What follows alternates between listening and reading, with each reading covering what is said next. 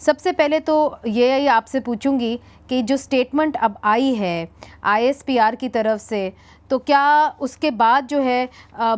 کاوشیں جو ہیں آپ کی وہ دھری کی دھری رہ جائیں گے، یا ابھی بھی آپ کوشش کریں گے اسٹیبلشمنٹ اور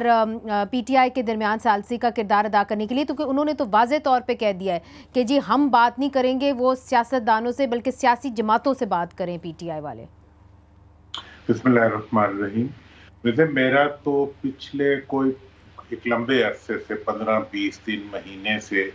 جب PTI کی طرف سے یہ بات آئی تھی کہ جی ہم فوج سے مذاکرات کریں گے، ہم فلاں پر سے فلاں کریں گے، میرے وہ سارے کلپس بھی موجود ہیں اس وقت ٹی وی کے مختلف چینل پہ۔ میں نے یہ کہا تھا کہ سیاستدانوں کا کوئی تک نہیں بنتا کہ وہ کہیں کہ ہم فلاں سے بات کریں گے، ہم فلاں سے بات کریں گے۔ سیاستدان اگر بات کر سکتے ہیں تو وہ صرف اور صرف سیاستدانوں سے کر سکتے ہیں۔ سیاستدانوں کی بات چیت GHQ کے گیٹ پہ نہیں ہو سکتی، وہ بات چیت صرف اور صرف پارلیمنٹ میں ہو سکتی ہے۔ میں نے جب بھی ریکنسیلیشن کی بات کی ہے، 2018 میں کی، اس کے بعد بھی کی، میں نے ہمیشہ یہی کہا کہ پارلیمنٹ میں آ کے بیٹھے اور ایک دوسرے کے ساتھ اپنے ایشوز کو ریزالو کرے۔ اور میں آپ کے پاس بھی آیا تھا، ریکارڈ پہ وہ میرا پروگرام آپ کے پاس ہے، جس میں میں نے کہا تھا کہ ریکنسیلیشن جو ہے اس کے لیے 3 نکات میں نے رکھے تھے کہ پاکستان، جمہوریت اور فوج،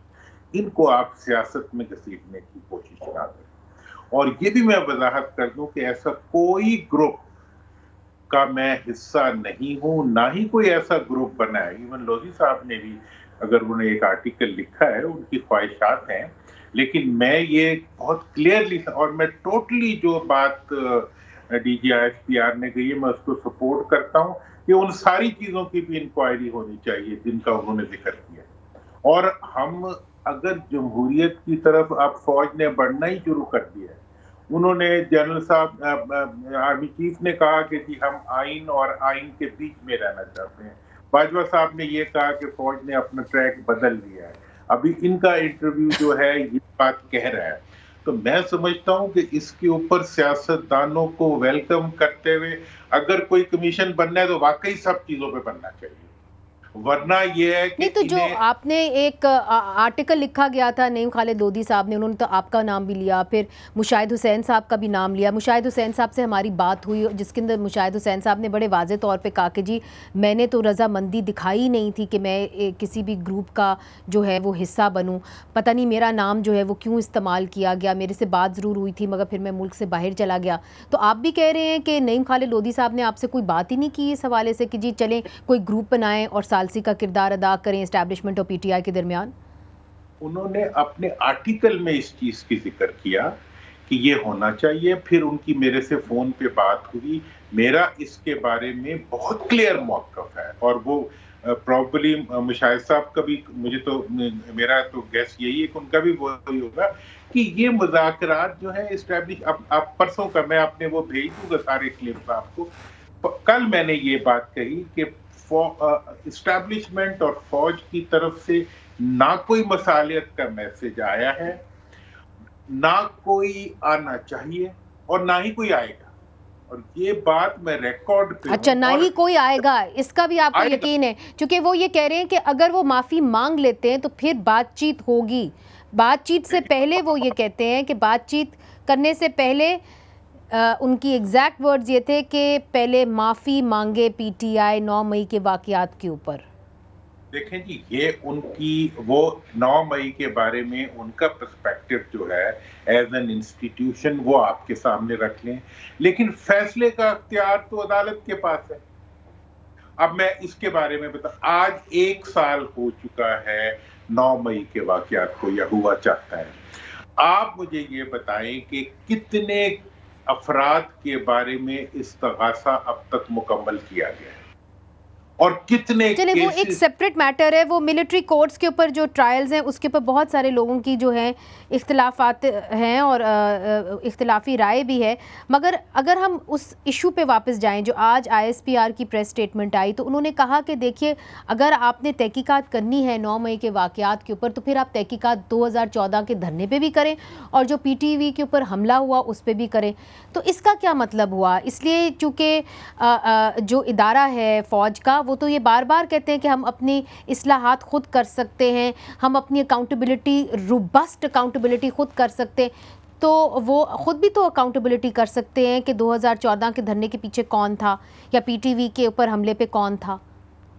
دیکھیں اس میں ان سے یہ مطالبہ کرنا کہ وہ خود انکوائری کریں، میں سمجھتا ہوں کہ یہ آئین پاکستان سے باہر کا ایک مطالبہ ہے. آئین پاکستان یہ کہتا نہیں، ہے جو کہ ان کی ایک انٹرنل انکوائری ہوتی ہے، فوج کی انٹرنل انکوائری بھی تو ہوتی ہے جو انہوں نے 9 مئی کے واقعات کے اوپر کی. پی ٹی وی پہ حملہ ہوا تو اس کی فوج کی انٹرنل انکوائری سے اس کا کیا تعلق ہے؟ اگر ملک کے تو پھر انہوں نے اس کو جوڑا کیوں؟ یہی سوال تو اٹھتا ہے جی کہ 9 مئی اور 2014 کے دھرنے کو اور پی ٹی وی کے اوپر حملے کو انہوں نے کیوں جوڑا؟ میں تو سمجھتا ہوں اس بات کو خوش آئند لینا چاہیے کیونکہ ان واقعات کے اندر بھی یہ ایکوزیشن سیاستدانوں کی طرف سے موجود ہے کہ اس کی بیکنگ کے اندر کچھ فورسز تھی، وہ یہ کہہ رہے ہیں کہ ہم نہیں ہیں. کون سی اگر وہ فورسز؟ اور وہ اس کی انکوائری کے لیے بھی تیار ہیں تو بسم اللہ. اور میں نے کل یہ بات کہی ہے اپنے پروگرام میں نے کہا کہ آپ نے دیکھ لیا کہ جب دھرنا ہوا تھا یہاں والا اسلام آباد والا، اس دھرنے کے بعد وہاں سے کچھ لوگوں کو اٹھا کے جی ایچ کیو لے گئے تھے، کوئی نتیجہ نہیں نکلا کیونکہ جی ایچ کیو ہو یا عدالت ہو یا کوئی اور جگہ ہو وہ ریکنسیلیشن کا پلیٹ فارم فورم نہیں ہے. ریکنسیلیشن کا فورم نہیں، وہ بات آپ کی صحیح ہے، مگر سر اب جب میجر جو takeaway from this press conference جو ہے وہ یہ ہے کہ اگر آپ نے جوڈیشل کمیشن بنانا ہے تو پھر تحقیقات شروع ہونی چاہیے 2014 کے دھرنے سے اور پی ٹی وی پر حملے سے. جب یہ بات D G I S P R کرتے ہیں تو ظاہر ہے ان کا اشارہ اس طرف ہی ہوتا ہے کہ جی ادھر سے بھی آپ تحقیقات شروع کریں. تو کیا اس وقت کی جو اسٹیبلشمنٹ تھی کیا اس کی طرف ایک سوالیہ نشان اٹھایا گیا ہے؟ موجودہ اسٹیبلشمنٹ نے اٹھایا ہے؟ آپ تو کیونکہ رہے ہیں، آپ نے کلوزلی کام کیا ہے اسٹیبلشمنٹ کے ساتھ اور آپ انفارمیشن منسٹر بھی رہے ہیں جنرل مشرف کے، تو اس کو ذرا تھوڑا سا ایکسپلین کریں، اس کے اوپر روشنی ڈالیں کہ اس کا کیا مطلب تھا. میں اس چیز کو پوری طرح سمجھ کے یہ بتا رہا ہوں کہ وہ یہ کہہ رہے ہیں کہ جی ہم نے اب سیاستدانوں کی بار برداری کرنے سے انکار کر دیا، اب ہم کسی بھی سیاستدان کا بوجھ اپنے کندھے پہ اٹھانے کے لیے تیار نہیں ہیں، اب ہم کسی قسم کی دھاندلی اپنے سر پہ لینے کے لیے تیار نہیں ہیں. اگر وہ یہ کہہ رہے ہیں تو اس سے اچھی بات اور کیا ہو سکتی ہے؟ درانی صاحب، اگر مذاکرات ہونے اور معاملات حل ہونے ہیں تو پھر کہاں سے شروع ہونے چاہیے؟ کیا آپ سمجھتے ہیں کہ خود عمران خان صاحب تو اس وقت جیل میں ہیں،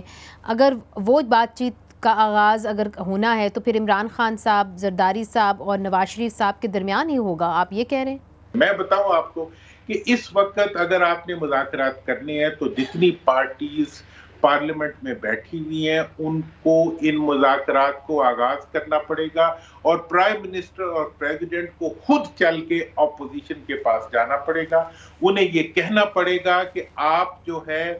ہمارے ساتھ بیٹھ کے آئے، ہم آپ کے گریوینسز کو ایڈریس کرنا چاہتے ہیں، فارم 45 فارم 47 ان کو دیکھنا چاہتے ہیں تو ان کو دیکھیں. جہاں تک سوال ہے 9 مئی کے بارے میں میرا ایک بڑا کلیئر سا موقف ہے، وہ تمام معاملات جو ہیں وہ استغاثہ کے معاملات ہیں. اگر امریکہ میں سزائیں ہو سکتی ہیں، برطانیہ میں سزائیں ہو سکتی ہیں، اس کے لیے ایک تقاضا ہے. ابھی دیکھیں جتنوں کو سزا دی گئی ہے آرمی والوں نے خود معاف کی ہے. ٹھیک درانی صاحب، مگر جسٹ ٹو راؤنڈ اپ، جو ایک لیفٹیننٹ جنرل خالد لودھی صاحب نے ایک کاوش شروع کی تھی تو وہ آپ سمجھتے ہیں کہ وہ دم توڑ گئی ہے، چونکہ نہ اب آپ ان کے ساتھ ہیں نہ ہی سینیٹر مشاہد حسین صاحب ان کے ساتھ ہیں، تو یہ ایک خواہش ہو سکتی ہے ان کی، مگر یہ کوئی کمیٹی نہیں بن رہی یا کوئی کاوش نہیں ہو رہی ایز اے گروپ آپ لوگوں کی طرف سے؟ میں نے ان کو بہت کلیئرلی بتایا ہے اور میرا خیال ہے وہ بھی اس سے اگری کر رہے ہیں، مشاہد صاحب بھی اگری کریں گے کہ کسی قسم کے ڈائیلاگ کے لیے فورم صرف اور صرف پارلیمنٹ. पार्लियामेंट के अंदर जी। अगर डायलॉग बहुत शुरू होगा, क्रिएशन का प्रोसेस शुरू होगा तो कहीं तक पहुंचेगा और किसी बिल्डिंग में ये काम नहीं होता।